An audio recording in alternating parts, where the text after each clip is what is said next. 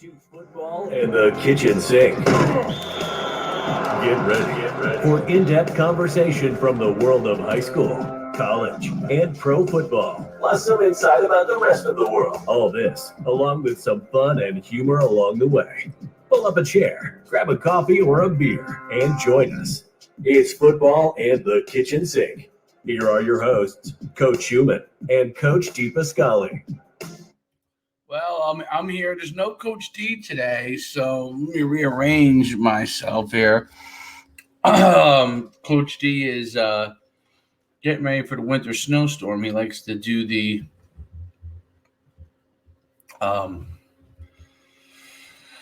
shoveling. So we're about to have a big storm, I guess, tomorrow. My man Troy is off from school. Might be one of the easiest school years of on the planet. I'm going to talk a little bit about today, and it's not going to be as long a podcast because I like having my sidekick so we can talk about some different things. Yesterday, it was the 25th anniversary of Happy Gilmore. We covered a bunch of things. It was pretty fun. Talked a lot about movies. Today, I want to talk about the keys to success in football, and it's something that been on my mind for a little bit, but I want to give. I've been doing this for 19 years as a coach, running NUC Sports for 16 years. Had the luxury of seeing thousands and thousands. I mean, NUC Sports over 330,000 athletes in those 16 years, and seen a lot of different things.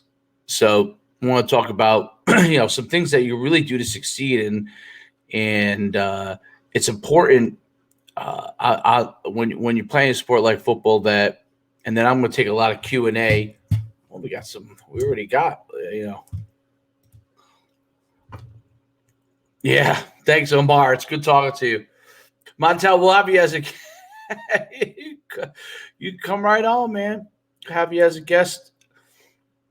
No doubt. I mean, so I'm going to talk about succeeding in football. I'm going to talk a little bit about some of the lessons that I've learned. I'll take your questions and make it a little bit of a Q&A session. I got both guys on TikTok live, and then obviously I'm on basically every platform. But for the young athletes and coaches, recruiting has become more and more a changing item, and so much is changing so fast because of the advent of being virtual and everything that's changed from a football standpoint down to a recruiting standpoint because of it is totally new in this last year alone. And I've been since the time when I was playing where you used videotapes to send out film, and it was hard to send them out because you had to send 16 millimeter actually originally. Then it was video.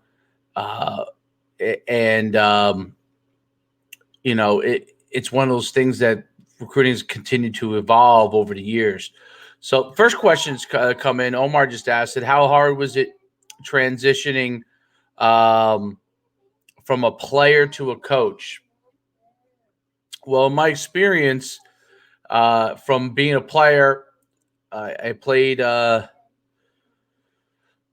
the way through college, played at FCS level at UConn, was a starter there, and then worked out for some NFL teams, didn't get picked up, could have went and played like arena football and maybe the CFL.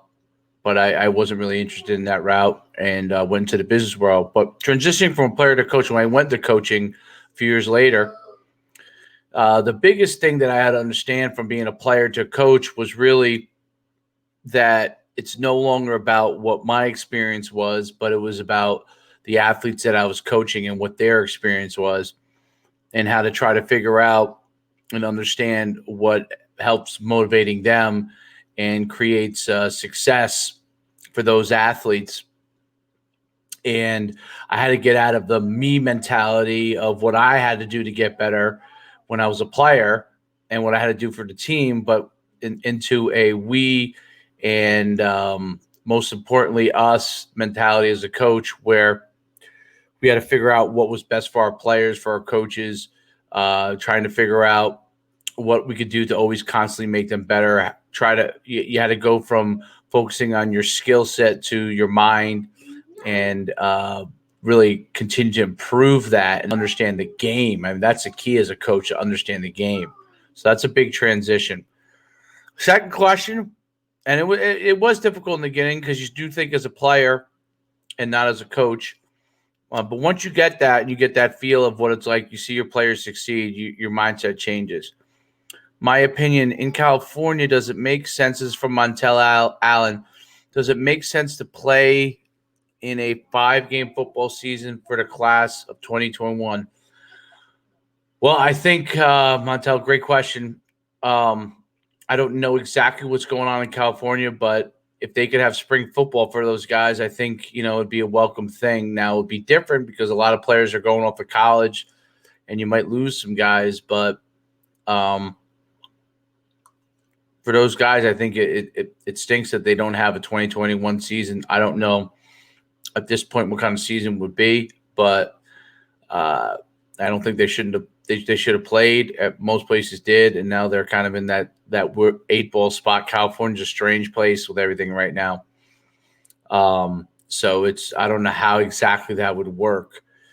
Another question from Omar: do you ever wish that if I took the route to go to CFL? Yeah, I think I'd still be coaching, but I don't know. I mean, if I had gone to CFL, I don't. I mean, how pro football comes to an end, so who knows how long it would have lasted. But I was really at the time much more interested in working in business. This is before I started coaching and getting that experience and getting on with my own life. Next question. Okay, next question I have. I'm 5'11", 225, defensive end, 4'6", 40. Should I switch to linebacker? Well, in high school, you've got to play wherever, and comes from, I can't exactly see it, Joe Mama 79. You should play wherever your team needs you and where the coach thinks it's best for you to help the team. Without seeing film, and you're welcome to send me your film. Any guys that want to send me film, I can't say that I'm going to get to all of them, but I try to look at as many as I can. 5'11", 225, you're big enough to be, you might be bigger than a lot of linebackers in high school. You have kind of a defensive end body at 5'11", 225, but you got to figure out what the team needs you to play.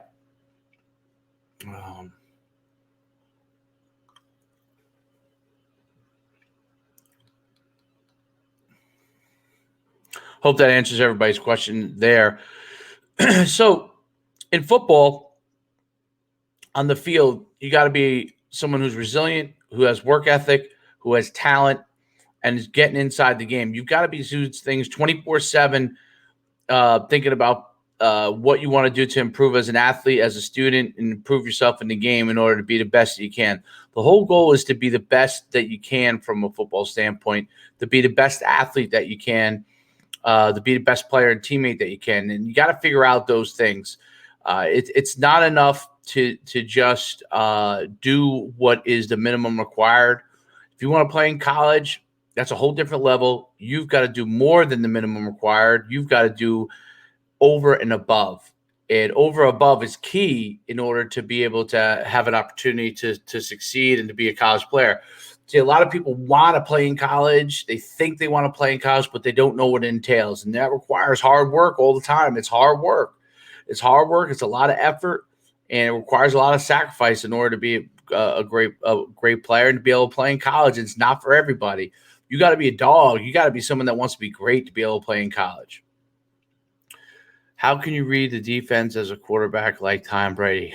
That's a good question. I think a lot of people would like to know how, and this came from Omar, how you can read a defense like Tom Brady. I don't think there's too many people that can read defenses the way that Tom Brady Brady has. I mean, he's playing for longer than anybody. He still has the skill set, so he's got the wisdom, knowledge, experience, and ability all combined. So, but the key aspect to learning enough where you could start to maybe learn some of the things that you've got to sit down, break down film. You've got to understand coverages. You've got to learn them. You've got to know them inside and out. You've got to know what defenses are trying to do to you as a quarterback. And you got to keep it simple enough so you can make quick decisions in order to help you succeed. So,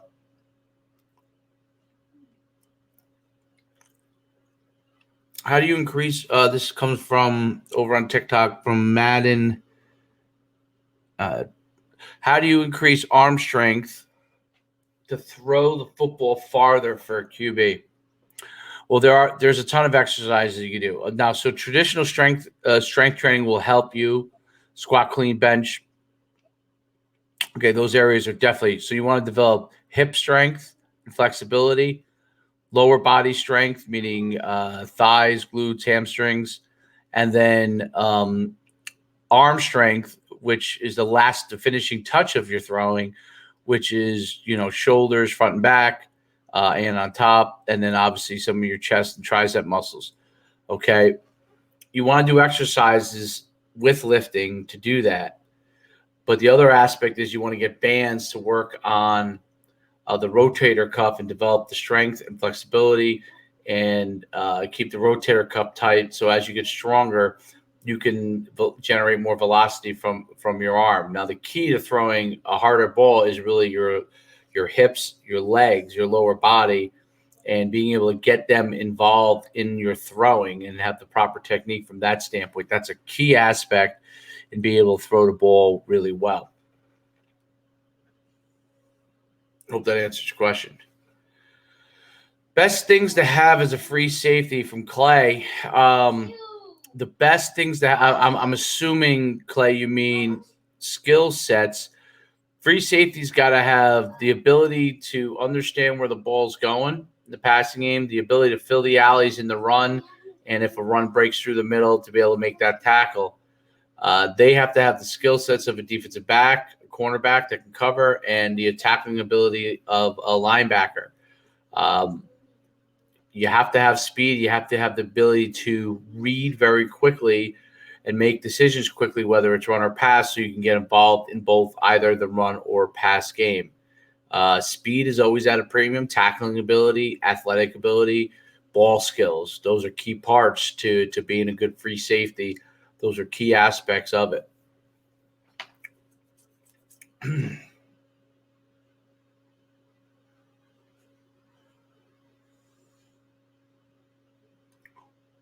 Okay, Dominic, 6'2", 170, too small for wideouts? No, 6'2", 170 is good size for a wideout. I just don't know what grade you're in. Donnie, Madden, I'm 5'11", 160, 8th grade. Is that good size for 8th grader? Yeah, you got good size. Focus on the skill sets and continue to improve your strength, your arm strength, your ability, your athletic ability. So, yeah, I mean, Donnie, definitely a good size. So those are all key aspects to improving as a football player, okay? In the second half of this, we'll break down the top end of the NFL draft.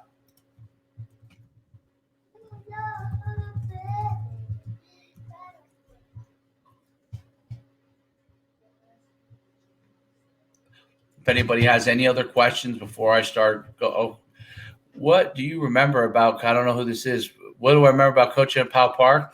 I remember kids who wanted to get better, who were told that they could never be a great team, and a group of kids over the years that believed in the dream of having an opportunity to play for a state championship and win a state championship, which is exactly what they did. They got to play for a state championship. We didn't win it, but we got to play for a state championship. And I remember how resilient they were, how tough they were, athletic, fun group of kids. Like, I just love coaching there. I love the kids to this day. They are some of my favorite kids. Some of them, have gone on to do incredible things.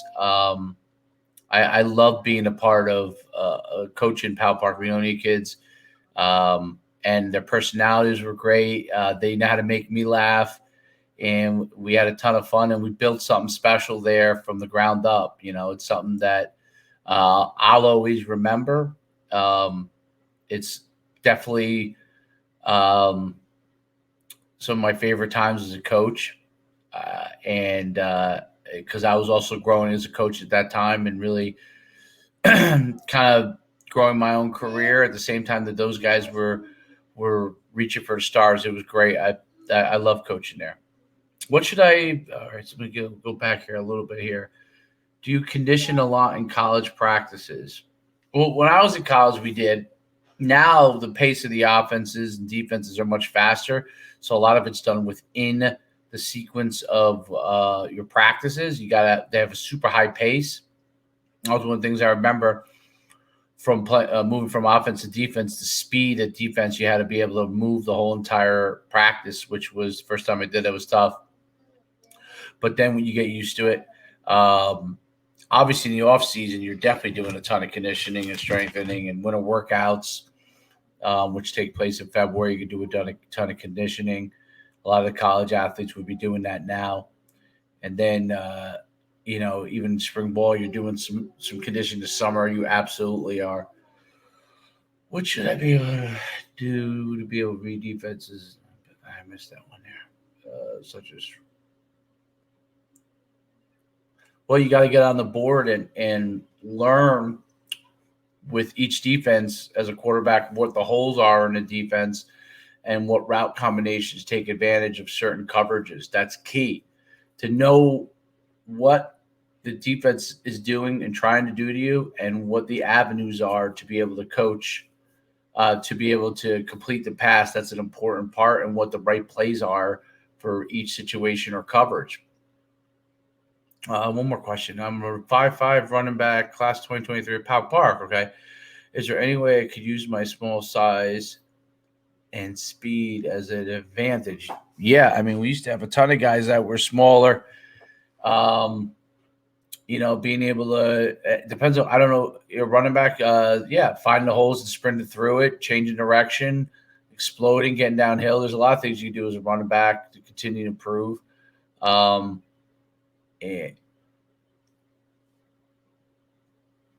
yep. Let's see here. All right. 6'4", 205 wide receiver tight end. Thought about putting some weight on and going to edge. Would you agree? Yeah, I mean, 6'4", 205. I think you're talking about, I don't know exactly what you're talking about. Yeah, defensive end. I mean, the height's a huge advantage at defensive end at 6'4", 205. Speed, if you have that athleticism of a wide receiver to be able to go and play defensive end, definitely is going to be an asset. That length and speed is a key aspect to being able to do that. So, totally, I don't know. I don't know about that.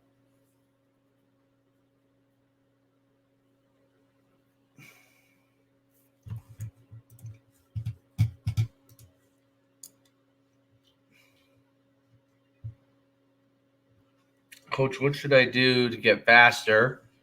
And what's a good 40 time? Well, in order to get faster, you got to learn how to, number one, run properly and how to be able to leverage your speed and sprinting. So you want to have good sprinting technique. You've got to be able to do drills between plyometric sprinting drills, strengthening in order to improve your speed. I mean, those are key aspects. You could do accelerators. You could do change of direction and then exploding. There's a lot of different things you could do. Improving your 40 time, but it depends on your position, a good 40 time, but, and your age. So I can't really answer that until I know where you are. But you've got to work on the speed techniques, the start on the 40-yard dash. That's a key aspect for it. If you don't know how to start, it's one of the biggest things that crushes players when they run the 40-yard dash. So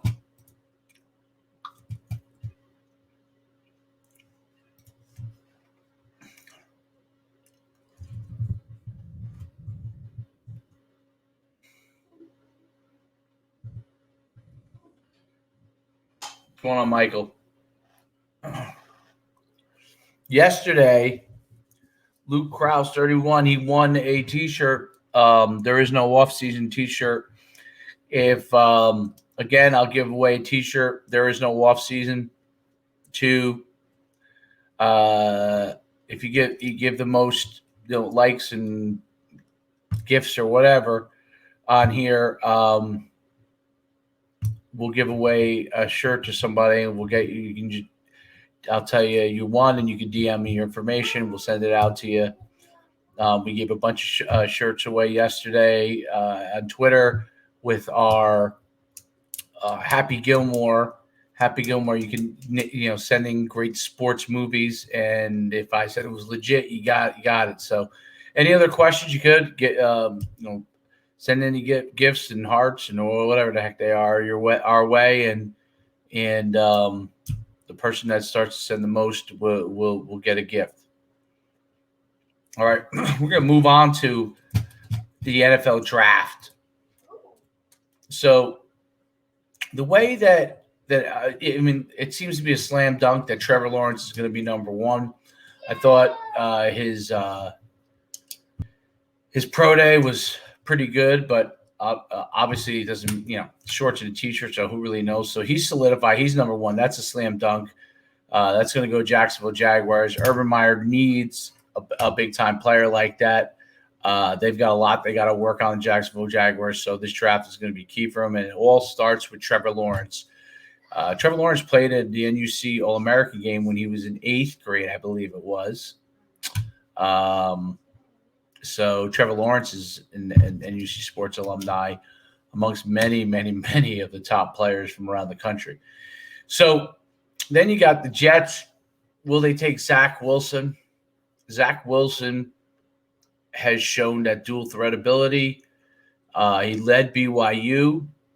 I just not 100% sure that doesn't put them in another situation where they just – is this guy going to be better than Sam Darnold is my question. And, I guess they're going to turn over the quarterback position again and probably take Zach Wilson, but that is not a slam dunk yet. So I don't know. He had great numbers at BYU. BYU had a great year. That's all part of leading to it.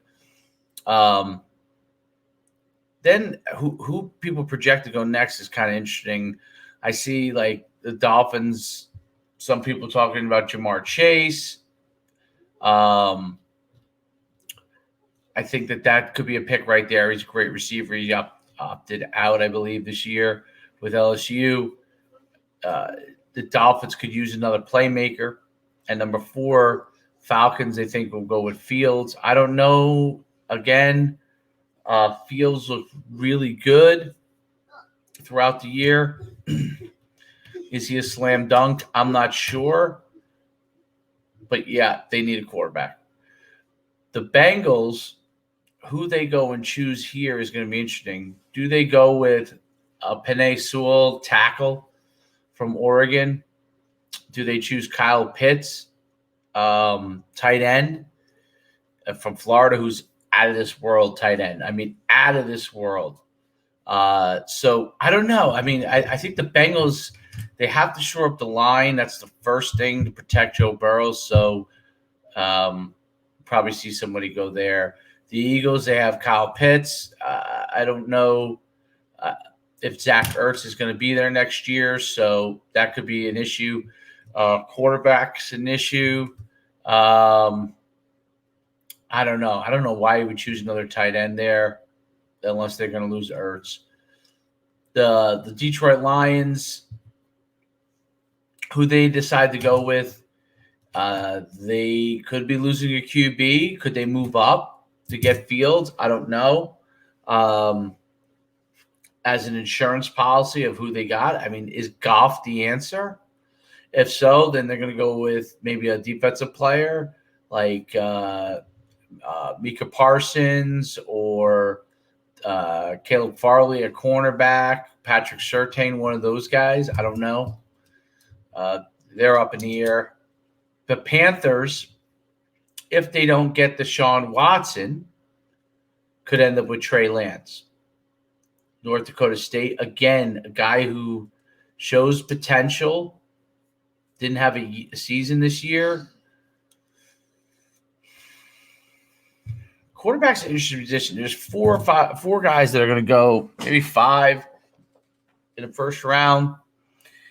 And Trevor Lawrence is the slam dunk, but the other guys could be a high pick that could work out really well, or maybe, I don't know. I'm not like, I like everybody, but I'm not like, I don't know enough to know on if they're going to show the capability beyond what they're in right now. So Denver Broncos probably will take a corner and they need one.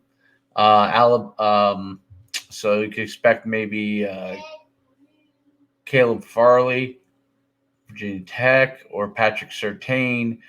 The Cowboys need some defensive players. Again, you could see the same thing. Maybe a Patrick Surtain, maybe a Mika Parsons. The Giants probably need an edge rusher. Probably need some sort of defensive player. But they probably could also use some help on the offensive line. I'm not sure where they're going to go with that yet. 49ers, they need an offensive lineman. They just do not have anything going on the offensive line. Okay, quick question. I'm going to be a freshman this year. Any tips? Yeah. Do what everybody asks you to do. Work as hard as you can. Do all the skills you can to improve at your position. At 13, you got the Chargers. If they take Jalen Waddle as a receiver, that's a slam dunk for them to go with the quarterback acquisition. Minnesota Vikings, Devonta Smith. So I've seen Devonta Smith as high in the top 10, as 3, and then I've seen him mid-first round. I'm not sure. I mean, the Vikings could get him depending on who falls where. Patriots, who knows who they're going to take, but they need to fulfill a cornerback. Depends on who's around then at that time.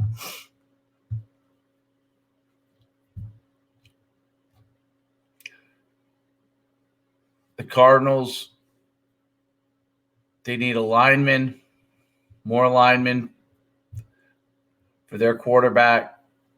Expect them to take somebody there, maybe Elijah Vera Tucker from USC. Las Vegas, they need a defensive end. Whoever the best defensive end on the board is at the time, take him. Miami Dolphins, with their second pick, if they take a receiver early on, expect them to go to Najee Harris, running back. Washington football team, it's hard to know. They're definitely going to need line. They're going to need more linebackers, defense. Chicago Bears, who knows who they'll pick? Maybe a receiver. Colts, their void is DB, so probably expect something there. Titans, defensive end.